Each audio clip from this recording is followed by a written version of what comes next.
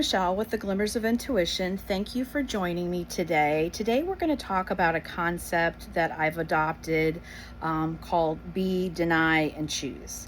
And what this has helped me, it's helped me kind of adjust my mindset or my belief set in certain areas of my life. Like, for instance, somebody who makes 50,000 a year, there's a different mindset to somebody who makes 100,000 and up, six figures a year.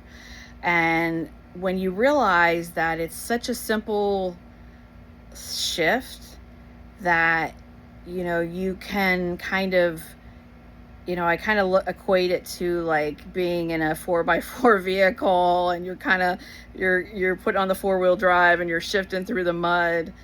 Once you realize that it's your mindset, it kind of just sets you free. So you kind of look at the B part. Who are you being? Are you being somebody? And this to me is kind of fun because you think about, okay, what would the version of me that had $500,000 a year, how would they be moving? How would they be thinking? And the denying part is you're denying, what you don't want. Like if you're in this mindset of what isn't working for you, you just reverse engineer it to what you want to work for you. Whereas you realize that you're in charge, so you get to choose what happens. And just because something has happened that's unfavorable doesn't mean that's the final decision and that's how it's always got to be. I think a lot of times, myself included in the past, where something were to happen and I'd be like, oh, that's it. Like, I'm not supposed to do X, Y, and Z, or I'm not supposed to win at this. And that is not the case. And, for the longest time, I used to think that, and it's not like you're broken or you have to go on this whole healing journey. And it's not that you even have to manipulate anything outside of you. It's just realizing that everything that you want, love, money, all that is within you because those mindsets are already in you. You just have to align with them. And I have found that, journaling has really helped me, where you kind of write out what you're wanting to experience. And, some people visualize. I've done that too. Or right before they go to bed or right before they wake up. That's a great time where your conscious mind is kind of still shut down because you're, going into a sleepy or coming out of a sleepy state. And you're able to kind of get into your subconscious to, kind of, finesse these beliefs that you want to experience rather than not. And the cool thing about it is it's just neuroscience. When you keep repeating something new in a belief, eventually the neurons connect and then it becomes permanent.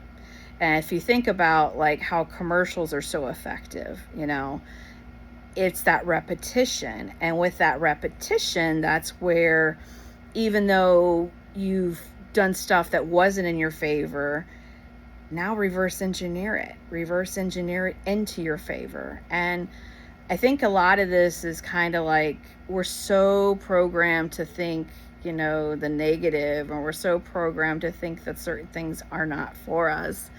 And I'm here to tell you that that is bullshit, and that you are worthy of anything that you desire. You just have to allow yourself to, your nervous system, to know that it's safe to have it. And then, the beliefs will follow. A lot of times, if we're so used to a certain relationship dynamic and then we start to get into something healthier, we tend to, our brain tends to like push it away and sabotage it, and I don't like to say sabotage. It just wants to protect us. So it kind of pulls us away from what we actually do want.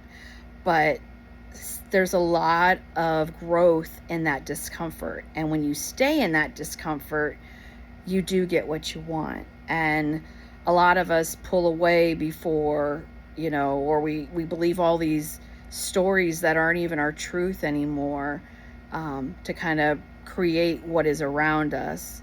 So if you need help with this, you can do this without a coach, but if you do need help, I do have email and coaching options available. And until next time, I know that everything's working out for you.